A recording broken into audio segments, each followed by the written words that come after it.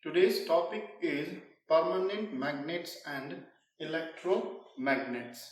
We also study the properties to make permanent magnet and the properties of material to make electromagnets, which are very important as for the board examinations and all other competitive examinations.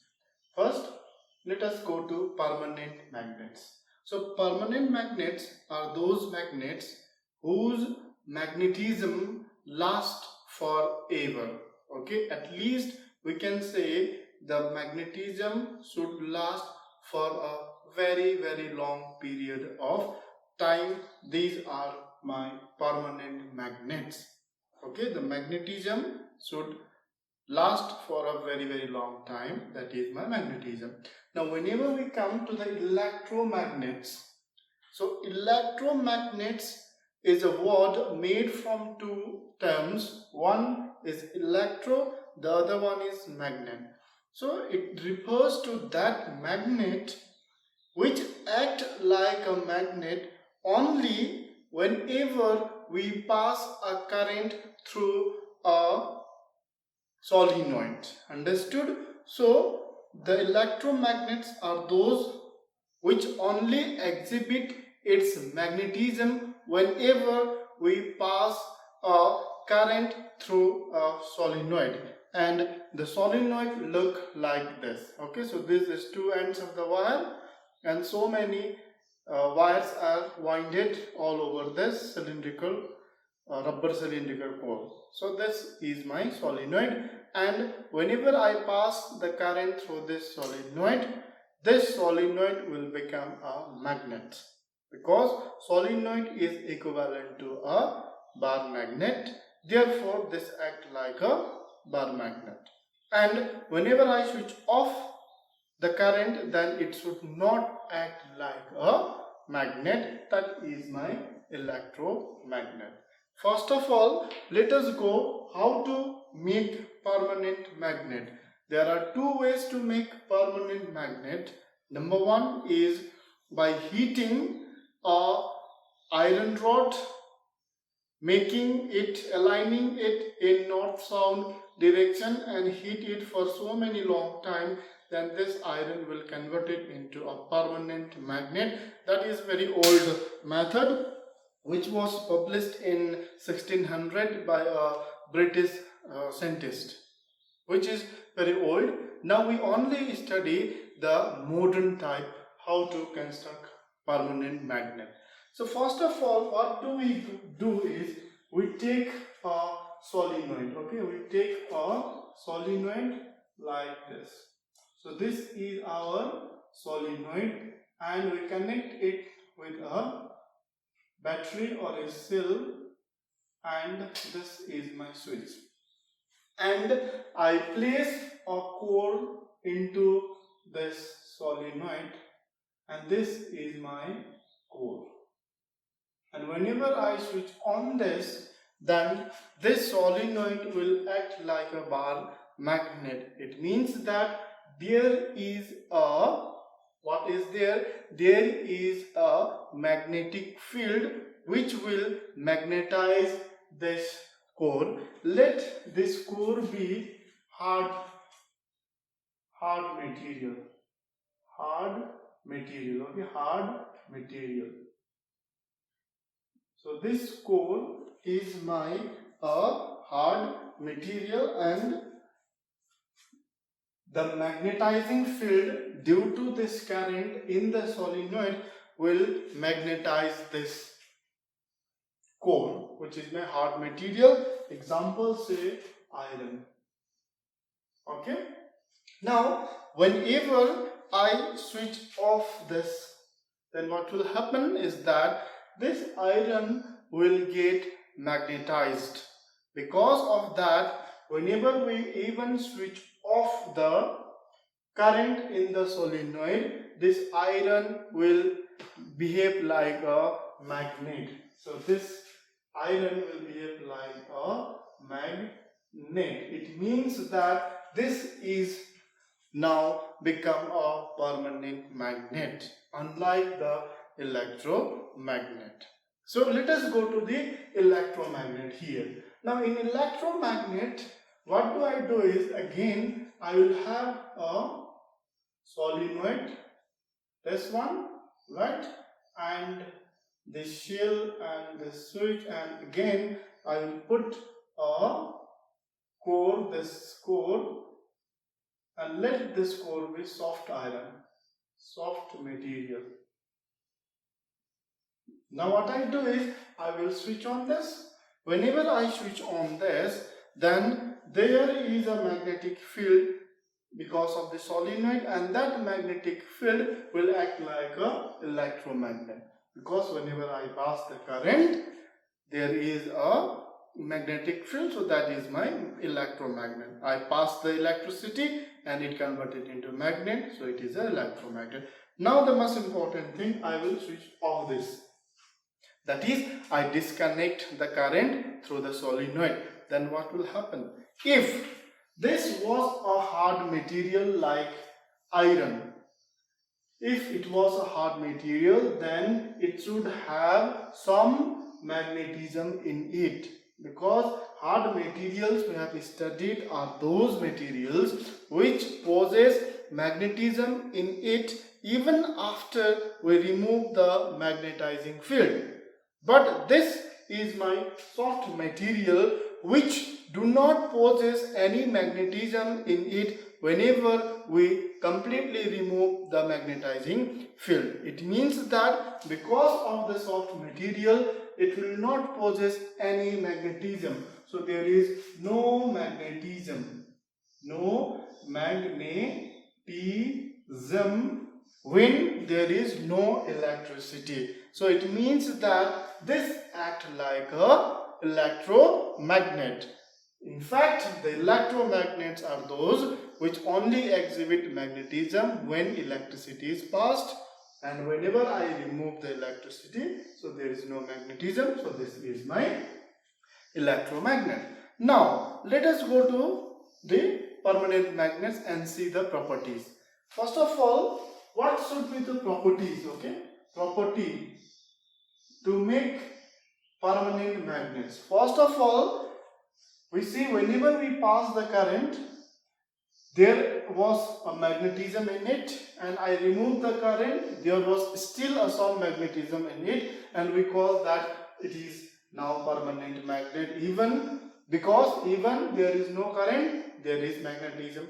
What does that mean? It means that when we remove the magnetizing field, the magnetizing field removed means we disconnect the current, there is no magnetic field of solenoid, that is, there is no magnetizing field, and even after the removal of electricity, there exists some magnetism in the core made of hard material, that is iron, and this we say there is magnetism, and this has converted into a permanent magnet. This is how we make permanent magnet and electromagnet.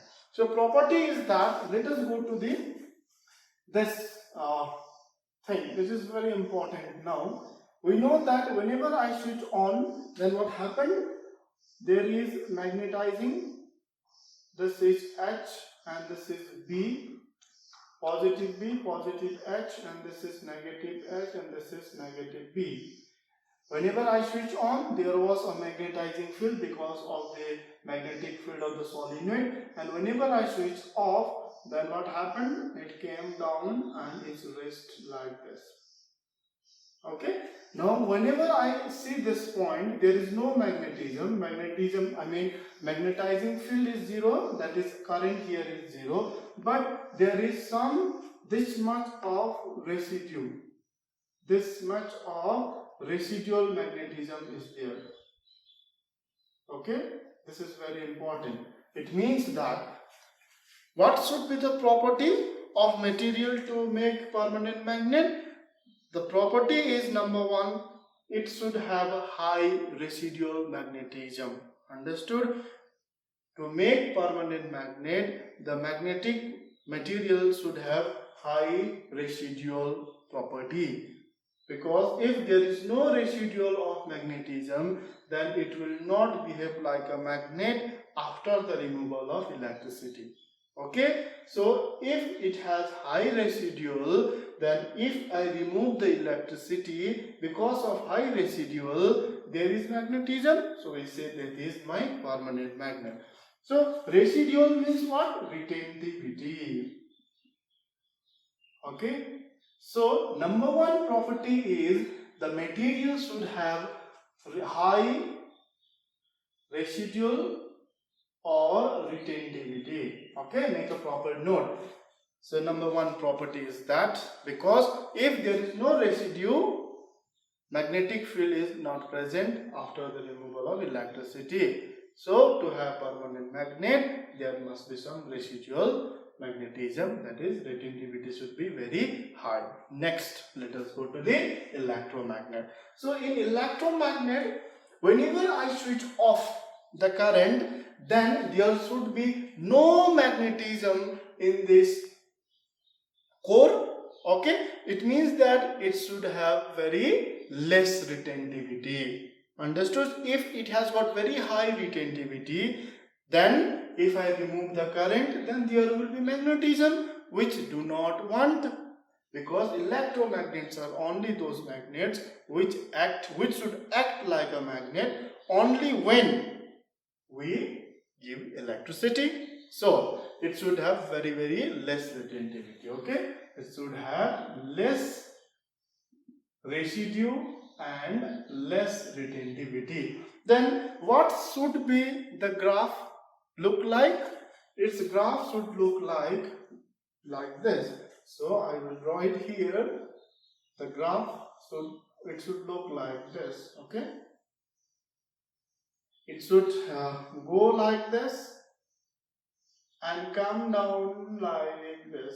Now if you see here, this is very small retentivity, residue slash retentivity. Okay, is it a small retentivity? Yes, it is very small as compared to this one. So in electromagnets, the core of the solenoid should have very less residue or less retentivity. So that is number one property.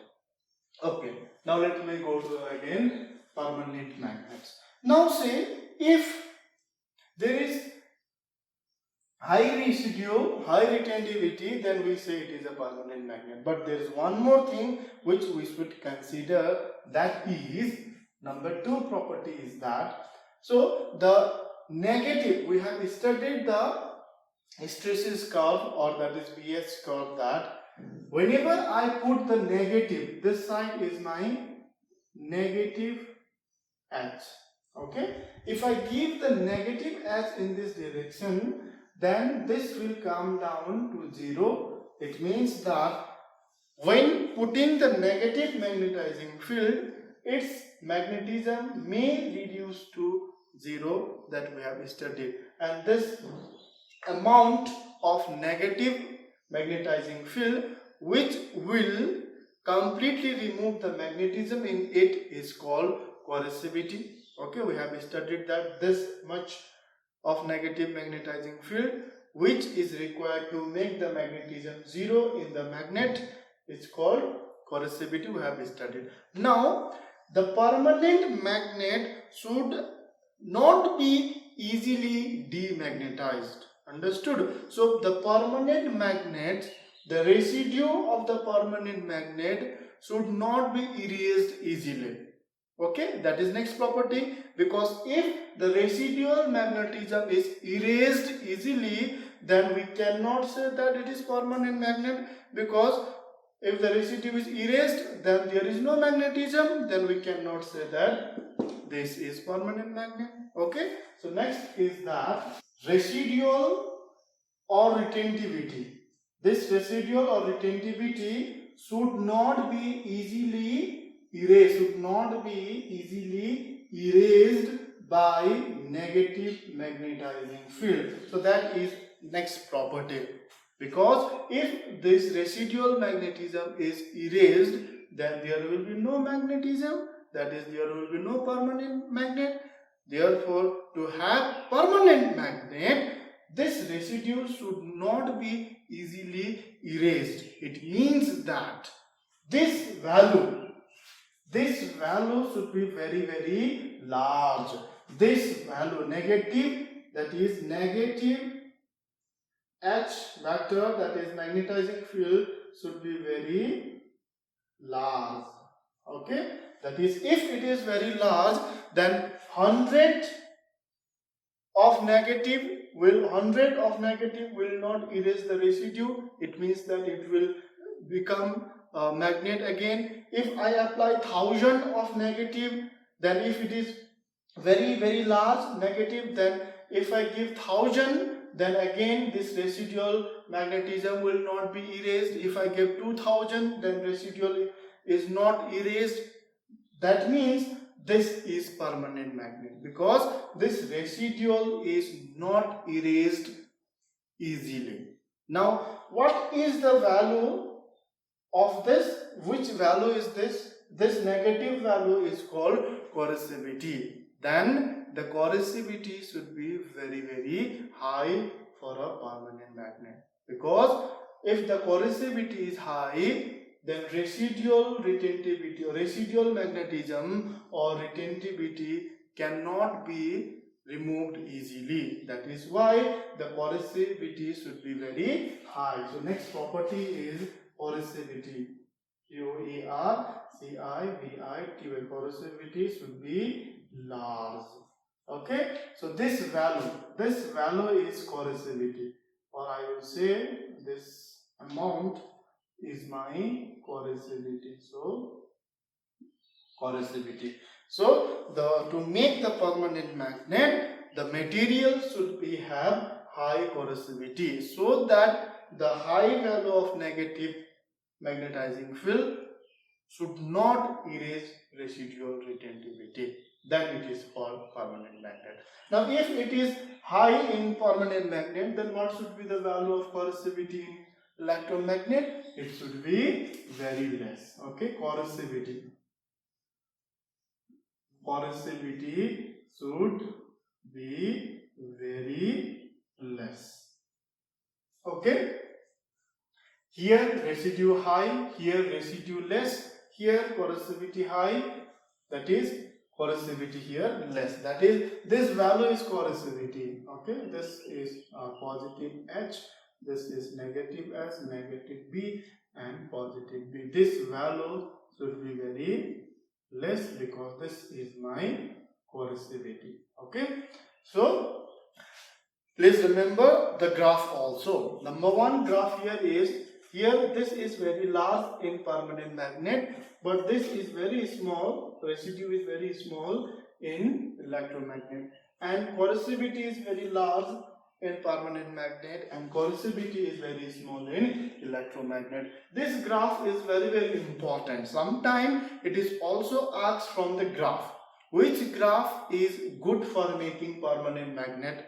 If the graph is like this, then this is good, and if the graph is this, then this is not good for making permanent magnet. But this kind of graph is good for making electromagnet. So these two are most important properties. Now next property is that whenever we switch on both the solenoid, one with hard material, another with soft material, then the magnetic field of the solenoid should pass easily in both the case. Okay, it is not that in permanent magnet magnetic field should pass easily, and in electromagnet also the magnetic field should pass easily. This is the common property.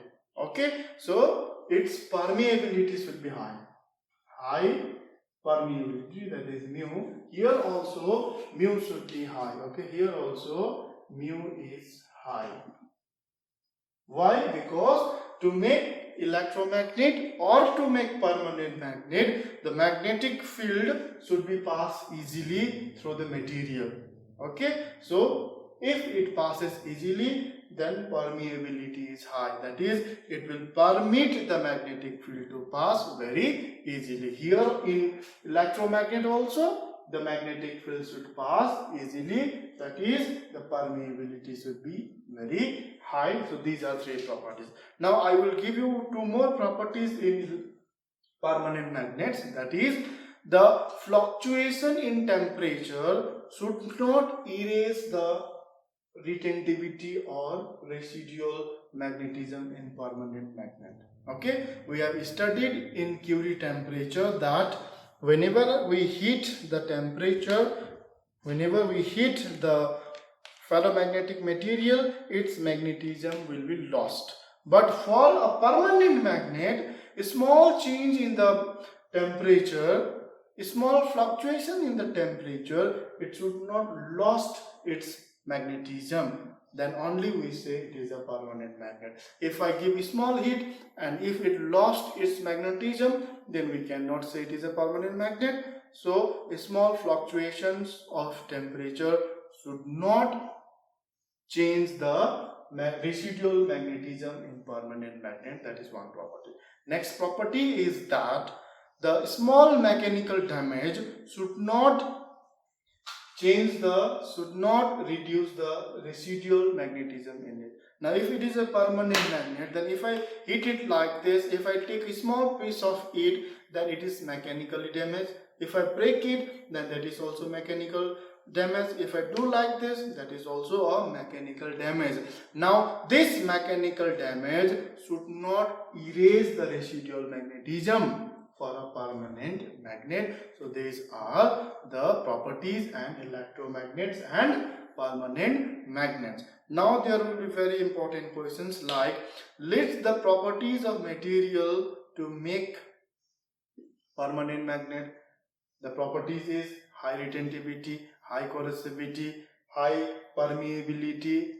Okay, residual magnetism should not be erased by a small change in temperature. Small mechanical damage should not change the residual magnetism. And what are the properties to make electromagnets? Permeability high, corrosivity less, retentivity less, like this, which are very important. Now number 2 is that this graph. Whenever we see the graph, then we should be able to differentiate between which graph represents the electromagnets. Example, this graph, okay, this graph will represent electromagnet, and whereas this graph will represent what? It will represent a permanent magnet. Okay, so then it can also be drawn like this. Okay, and this can also be drawn like this. So this is my another kind of graph. Okay, very small retentivity, small corrosivity, electromagnets. High retentivity, high corrosivity, permanent magnets. So these 2 graphs are also very important. So with this we conclude this chapter. Thank you.